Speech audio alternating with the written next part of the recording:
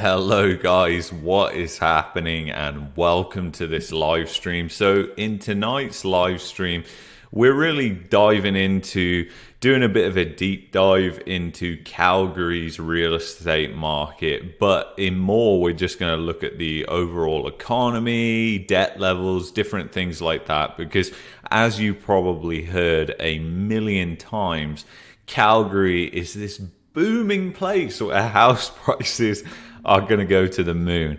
Now, if you can catch my sarcasm. Now, I've got a video coming out on Sunday, and that is why I wanted to film this stream tonight. And I feel like dirt. I really didn't want to do this stream tonight. I was actually going to cancel it altogether.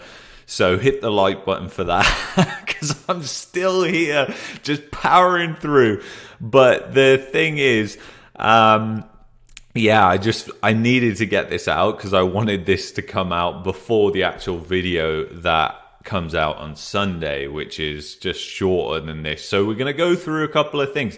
First thing that we're going to go through is my chart, which is the median price chart. As I've said a number of times, I track the Calgary housing market, not because I'm looking to buy into it, just because it's the market that I visibly see all the time, because right now I'm in Calgary. So the funny thing is I've been tracking this market and what's been happening, and also looking on Fintuit, what different people are saying, and just laughing away to myself. So let's take a look at this chart. So this chart looks far from stable, in my opinion.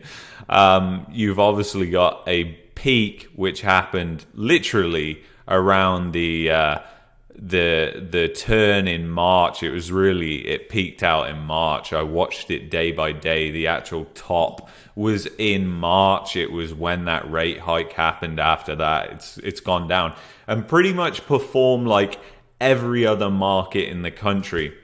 And now you've got median prices that are about to tick over negative year over year. The real estate board can no longer hide it, as we were discussing on the stream that I did on Wednesday. When it comes to these real estate boards, that they're no longer able to just fluff their way through this. They have to actually say, yeah, you know what, the prices are negative, and then they can try and fluff that up and say, but it's not as bad as we thought, or whatever it is. But you know, it's very, very interesting. So, you know, the fundamentals which you got to look at is, first of all, the households. What are the households like in Calgary? Are they rich? Do they have lots of money?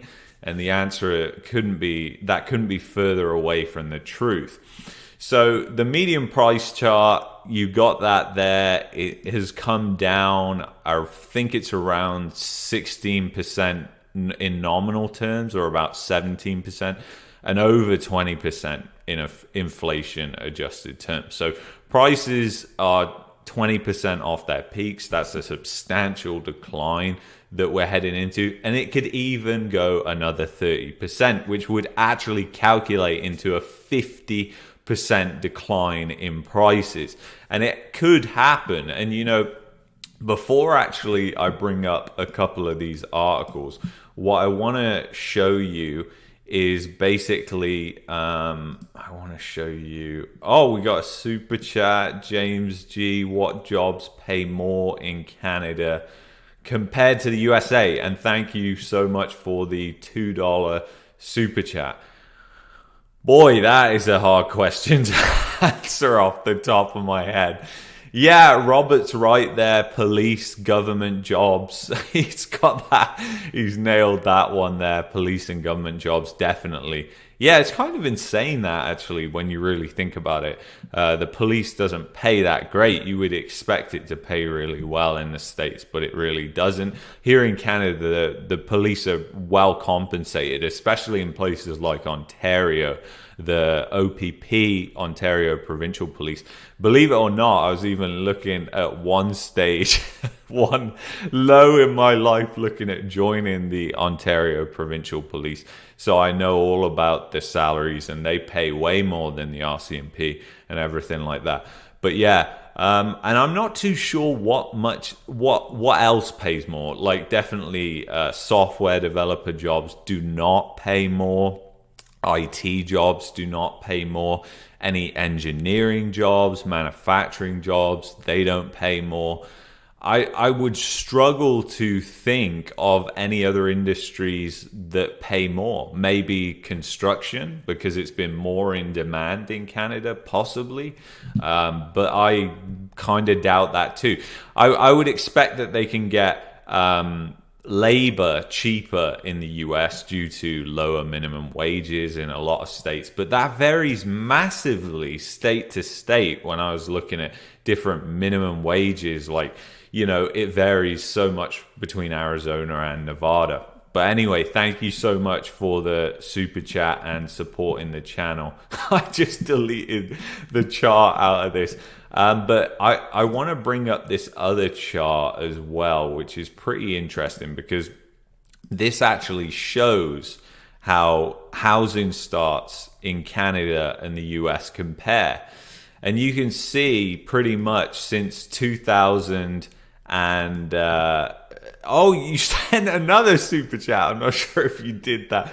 Vancouver is not great for housing, but I love it. Yeah, it's each to our own. Are you actually in Vancouver though? Vancouver, I don't think Vancouver is a very nice city. There are certain areas outside of Vancouver I think are just amazing, and Vancouver Island's definitely beautiful as well. But yeah, there's just so much in Vancouver. I'm not a fan of the city of Vancouver. But yeah, so anyway, take a look at this chart. And thanks so much, James G, for the 2 super chats.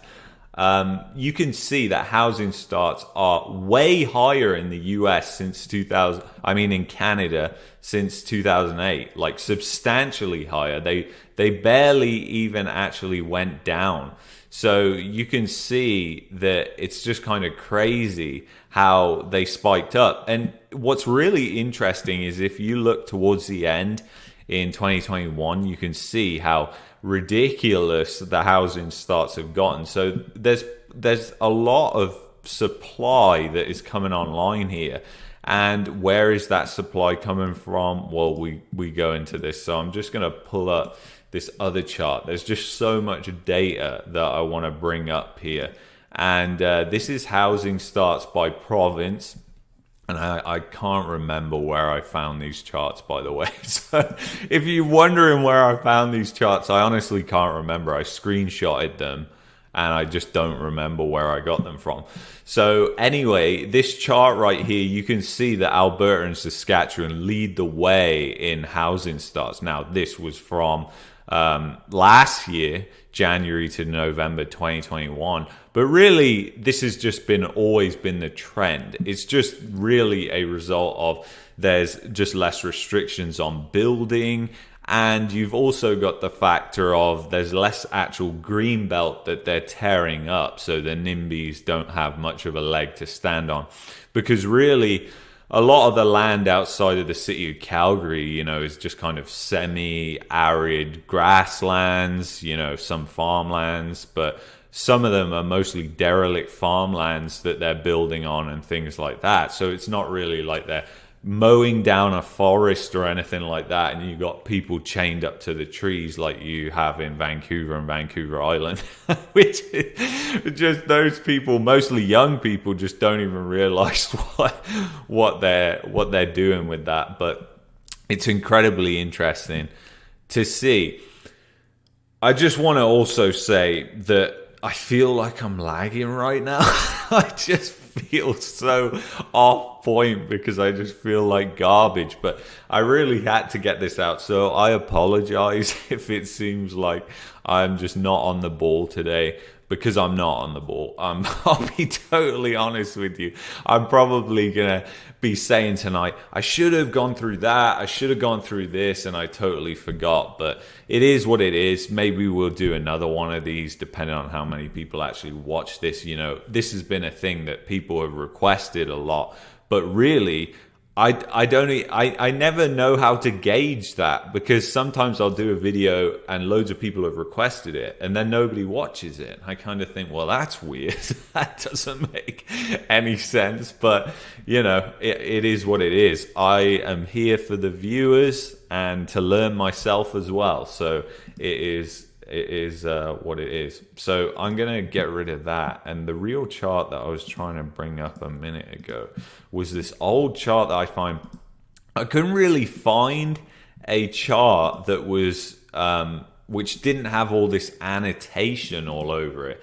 So sorry about it. But I mean, I don't know. You could say that it's great that we got this. But what's interesting is this is a Calgary average real estate prices, $2,006. Like, it's an old chart. It's a really old chart. But it's the only chart I could find going all the way back to the 70s. And what's interesting to see, is the booms and busts, the typical booms and busts. And then you look what happened in 2006 and prices skyrocketed. Now, as we know, after that, 2006 to 2008, Calgary housing prices, they didn't come down necessarily by much, but they just kind of flatlined for a long period of time until really 2020, 2021, where they turned up a little bit, reached some newer highs, and now they're turning back down to the downside. So the interesting thing about the economy is, back in the 70s, it was incredibly energy dependent economy. Like, the economy was really, really focused around energy, and there's still a lot of that focus today. Like, a lot of the economy here in Alberta, here in Calgary particularly, is the energy sector. But the thing is, what people don't understand about that is what's happening right now in the energy sector is the government is essentially trying to crush it. So there's no new investment going into it. There's no boom. There's no oil boom. Just because the oil prices are high, it doesn't mean that we're in an oil boom. So I think that's important to mention, because a lot of people right now, especially historically in the past, when it comes to Calgary, when you see high oil prices, that typically means the economy is doing really, really well. And that's just not the case. And in fact, what is more the case is the Stimmy checks that were received in 2021. And most of those Stimmy checks went to where? They went to Alberta. And we don't have data on specifics of which cities, but I can guarantee it's Calgary and Edmonton, those cities that were the biggest recipients of the Stimmy checks nationally in the whole country. And I'm not just talking about the CERB, I'm talking mainly about the Canada Wage Subsidy, which created a load of Stimmy jobs that will eventually disappear and just disintegrate. And, so you have to remember that the Stimmy checks distorted the economy, and they went out to a lot of businesses and a lot of households. So we can definitely say that the economy in Alberta is the most distorted in the country if you look at it in terms of how much stimulus money entered into the economy. So I think that's really interesting to note. And there's even an article about it which says, and I've linked it in the description, but we don't need to go through this whole thing.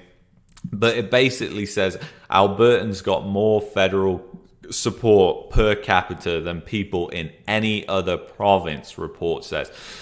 And interesting, it's about 30% higher there that they got, and second highest was Ontario. So, what's not surprising is these are the two provinces where businesses hold the highest amount of debt on their balance sheet. So it's not surprising. And this is where employment is always going to be the most volatile in these two provinces, just because of that high amount of debt that you've seen. So the interesting thing about the Stimmy checks component is that really distorts the economy. Like I said, it creates all these Stimmy jobs that you have. And these Stimmy jobs are destined to just be axed in the end. And the interesting thing is, like, you had all this false demand as well that was in the economy because of the stimmy check sent to households. So think about it like somebody owns a business and they employ more people because they're seeing rising demand for their product. Like, let's say they just sell TVs, just keep it real simple. And there's loads of people coming in inquiring about new TVs. They need more staff, so they hire new people on board. And then guess what happens? Well, that disappears once the stimulus finally runs out, and then they have to get rid of those people. And in a lot of cases, they take on more people, and then how do they finance the extra things that they buy for those people? You know, be it equipment or anything like that, or even wages. They take out loans because they realize that, hey, this is going to pay off, and then it just snowballs that debt even more for the businesses, puts them in an even worse place.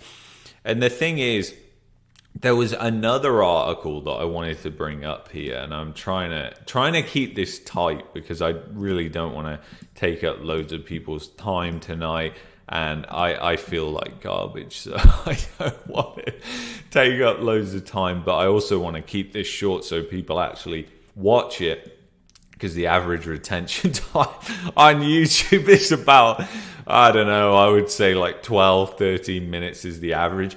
Interestingly enough, on Spotify, it's like half hour. So people way more likely to listen on Spotify when it comes to longer content, which I get because they can put their earphones in, listen to it, whatever, in the car on net time, no extra time.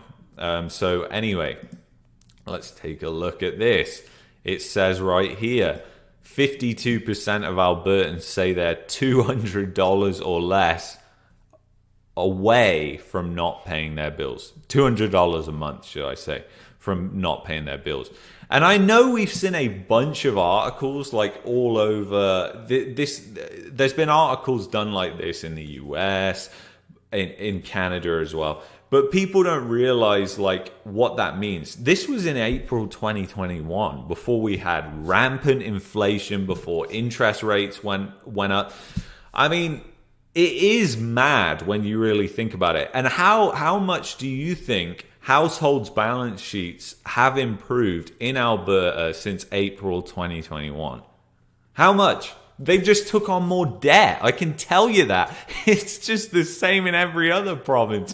So the thing is, we're on borrowed time right now. We are on borrowed time and we're running on fumes. And what I mean by that is, people already cannot afford the rent. They cannot afford the mortgage, and they are going more into debt to pay both of those things off. So we're literally running on fumes right now, and it's not just a case in Alberta, it's a case all over the country, but more significantly here because of the high debt loads, which again we'll go through in a second here. But I just find it crazy that people seem to like dismiss these type of news stories and think, this is nothing to worry about. You know, they always say this. That I showed this to somebody once, and they said, yeah, they always say that every year. And I'm like, okay, so that means it's okay. That means it's good then in that point. And it's actually just got skinnier and skinnier and skinnier, the margin. And now it's zero. It's gone. We know it's blown out. So people are just running on fumes. They're getting more into debt, and it's just a complete nightmare. And if you look at what's happening in Calgary, like there was an article I saw this morning, like all these housing associations for families are filling up because people can't afford their rent. And it's an absolute disaster, really. And, you know, I just find it ridiculous that people thought that Calgary would be somewhat a safe market compared to Toronto and Vancouver, just because prices hadn't gone up that much. And anybody who based their decision on buying an investment property just based off the oil price and how they feel about that, like they feel like the economy is going to be better in Alberta because of that. And then also like what they think and how they feel about just everything in terms of how the Calgary economy is. instead of actually looking at the fundamentals and seeing, okay, how much debt do people have? What is actually going on in the market? Like, you know, people that, I mean, I'm not looking to invest in Calgary, right? But I track the market way better than most investors probably do. So, you know, it just goes to show that these people don't do due diligence. Like, it is really just this, it's going to make me rich. And I've seen a guy particularly, I'm not going to mention his name. He's another YouTuber who converted himself into a real estate YouTuber. He used to actually produce really good content a while ago. Used to watch him years back, and used to produce really good videos, but they've really just gone down the tank, and so has his views, because he's completely sold out now to real estate, and it's really not good. But he has constantly said how housing prices in Calgary are going to go up above Toronto housing prices, and I'm just like, what? Like, what? And these are just like comments that these real estate people make with nothing to back them up. But these are things that people listen to, and they trigger FOMO, and they're just like, wow, we need to get into the market. And you know, Calgary has definitely seen a ton of first-time home buyers enter the market. A lot of them forced, because, you know, I was chatting to a guy who works for a real estate investment group today here in Calgary, and he was saying that, you know, that all the people, like, they manage thousands of properties, and all the people, they sold 1/5 of the inventory last year. Like, so they're just property management or whatever. And the landlords who actually own the property, 1/5 of their inventory got sold last year. So that created this insanely tight rental market, which the media has sort of said it's people moving, which is absurd when you look at the numbers of the amount of people that are moving. And you look at the amount of people who left, like, prior to 2021, like, there was a ton of people that left. But there is people moving here. There's a lot of people moving here, but there's also a lot of people leaving. People only think about the one-way thing, but there's a ton of people moving to the Okanagan. Like, it seems like every other retiree in Calgary has moved there or is thinking of moved there, who's got pretty good finances, because it's not cheap there. It's one of the most expensive, frothiest markets in Canada, right? The Okanagan. It's in a massive bubble. So I think it's funny, and I think it's interesting, but just listening to the chatter, I've never heard any substance to the argument on why prices are going to go up. And I've tried to poke holes in my own argument on why I think prices are going to go down. And really, the only thing that I could see that could possibly make the economy better, and that would not fix housing prices, because housing prices are in a bubble in Calgary. It's just smaller than everywhere else. The only really thing I can think is if you got a government that suddenly came in and was able to change all the problems with the oil and gas and the energy sector that we have right now, which would practically be impossible, because increasing refining capacity, building pipelines, that takes a lot of time. And that is one of the main constraints that is over the oil and gas industry in Canada right now. And as everybody knows, Biden cancelled the Keystone XL pipeline. You got the Trans Mountain pipeline that they're trying to finish, and it's just a disaster. Somebody emailed me about that a couple of weeks ago. So, it's just a nightmare, just a nightmare, essentially. I think Alberta would be a lot better off if it just left Canada. Do I think that's going to happen? Probably not for a long time, until enough pain is felt in this province, because there's a lot of emotional attachment to Canada, just as there's a lot of emotional attachment to the Union in the United States. And there are certain states that if they broke away from the US, they would probably be much better off. And I think we see the same thing in Canada as has happened in the US, where the political system on the East Coast compared to the West Coast is so polar opposite, or you've got so many different views in the country that you just can't accurately represent everybody. So you just get this woke politics, or this kind of watered down politics where nothing really gets done, and it's just impossible to please everybody in any sense. And that's what we have right now. Like it's the same in Canada as we have in the US, but I definitely think Alberta would be better off if they left Canada, and I think they will do. And there was a great book, I always forget the name of it, that was written about that recently. It was in the past couple of years, and I forget the name, but somebody will put it in the comments. Someone put, I just saw in the comments, BC should leave Canada. Yeah, that's never going to happen though, because I mean, yeah, that's never going to happen. I think the most likely are Alberta and Saskatchewan leaving. And I think if Alberta, Saskatchewan, and you also had like Northwest Territories, if they kind of formed their own country and just moved out of Canada, moved out of the Union of Canada, or whatever you want to call it, it would be much better. But anyways, so I'm going to get rid of this. So yeah, it just shows how people are on the edge. It just really shows it. And then I want to take you to this Equifax press release that came out, and it will show you the debt levels. So let's get that up here. Where are we? Here it is. Okay, so this shows you the debt levels, and there's some really interesting data in here. So I'm just blowing it up so you can see it on the screen there.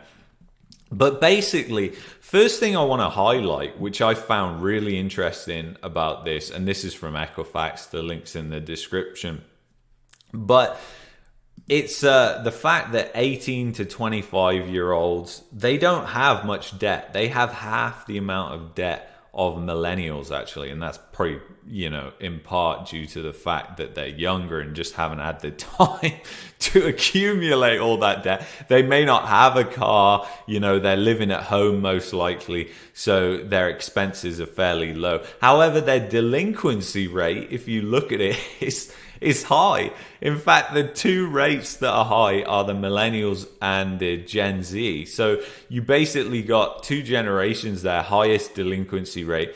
But what's interesting is that millennial one, 1.23%. I mean, really, it's what you kind of expect. But the reason I'm bringing this up is because people are often like, well, there's a lot of people reaching home buyer age, so that is bullish for real estate prices.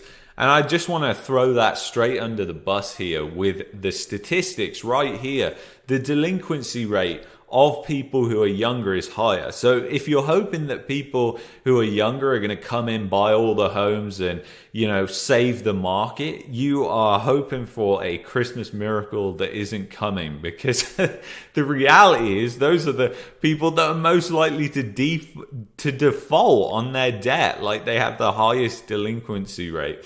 So, and that's because they have the least assets, the least amount of liquidity, and they are the ones that are being squeezed the most. So that really shows. And the thing is, as people age, like, some of this wealth is going to get passed down generation to generation. However, a lot of that wealth is going to get sucked up into the system in terms of long-term care and everything like that. If you look at how expensive long-term care is, that eats away and everything's gone just so quickly. And then the other fact is that people have to do reverse mortgages, and their house is their retirement. Like, it just never ends, essentially. It's just always constantly getting into debt. And really, at some point, we got to turn that corner. And I really believe we're turning this corner on a long-term trend. I just want to be clear about that. We're turning a corner in inflation, in interest rates, and in debt, in the fundamental value of debt. And the fundamental value of debt, I believe, is going to decrease over the next couple of decades, and it may increase at times, it may decrease at times, but overall the trend is going to decrease the value of debt. And we've seen this increase in the value of debt for the past 20 years. And a lot of people are just they just cannot wrap their head around how that could happen. But really, it deserves a whole video entirely just to talk about that when I feel better, because that's one thing. But yeah, it's just kind of insane. And then we scroll down here, and it shows you the highest delinquency rate, highest debt levels in the country. Where are these places? Oh, look, here we are, the usual suspects. Calgary, Edmonton. It was interesting to see Halifax on there as well. St. John's and Fort McMurray, they're all the highest. So Calgary comes in at number 3, highest debt levels. This is not including mortgage debt, because that would be incredibly misleading. But this is as good as an indicator as you're going to get, because even if people's mortgages are lower, if they have more other debt, what does that tell you about the health of their balance sheet? It tells you it's lousy. It tells you it's garbage. And this is what you see here. You see Q3 2021, the amount of debt in Calgary, 25,000. Like, that is a lot higher than some of the other cities in Canada. Like, it really is. And then the delinquency rates in Calgary and Edmonton and Fort McMurray, also the highest in Canada. So this is all the same when it comes to real estate and everything like that. And Hilliard put out a great tweet the other night showing how insured mortgage claims, so this was people with insured mortgages that defaulted and lost their home, was the highest in Alberta. And I'm not sure when that data was for, but it was literally the other day. So I'm guessing it's recent. So it might be 2 months old, something like that, depending on how they report that data. But that just goes to show. So again, it just shows you the health of the balance sheets going into this. So the health of the balance sheet is bad. They've got a lot of debt. This is non-mortgage debt, so we can assume a high amount of this is variable based off the Bank of Canada's overnight lending rate. So these people are extremely exposed. They are really exposed to what's going to happen moving forward. And jobs are going to decline. Jobs are going to decline in all these markets, and it's a lagging factor. And we had another negative jobs report today that came out, and it was interesting divergence between the US one, which I think we got to do an entire video just to go over both of those jobs reports, but I'm afraid that people will fall asleep if I do that. So let me know in the comments if you want to see that. But yeah, we're definitely going to explore the unemployment rate. I found a great website, and I'm trying to find it because it showed, like, from 1960 how the unemployment rate has been adapted and just got more and more corrupted. Like my granddad said, what he's seen over the last 50 years in politics is it just get worse and worse and worse in terms of corruption. So, and that really just is, it is what I would expect, but it's just crazy, you know, the situation that we're in. So I think that was pretty much it, guys. I don't think I had. I'm sure I'm missing something, but I honestly don't know. But yeah, it's kind of insane. So just to summarize, highest debt levels, highest amount of housing starts. Also, they just literally said 5 new communities here in Calgary are approved. They haven't even built the other 7 because the real estate... I mean, there's like literally 7 communities that they are building at a snail's pace right now. They just approved another 5. It's absolutely insane to me because they should be forced to complete these within a certain amount of time, in my opinion, instead of just like trying to sell them, because if you work at that pace, they'll never get built. But it really is just interesting times in Calgary. You got the highest amount of debt, business and households. You got housing prices that coming down to earth. You've got rising interest rates, highest rates of delinquency. You've also got non-recourse loans in Alberta. So that adds another variance into it as well. So I don't really think that there's any sort of light there that says that the economy is great and prices are going to go up. And as they were the biggest recipient of government stimulus in this province, what does that tell you about the health of businesses, about the health of households in this province? So I really hope this helped in some ways. It feels like I did a terrible job of this. I might even have to redo it. But anyway, guys, thank you so much for watching. And please hit that like button. It greatly helps if you've stayed on to this point towards the end. Thanks, James G, for the super chat. All-nighter, Ken, Revert to Means, Bucky Barnes, Icarium, if I said that right, all in the chat there. Thank you so much for being on this live stream. And I'll see you Monday in the next one. And watch out for the video coming your way on Sunday. So I'll see you guys. Have a great week.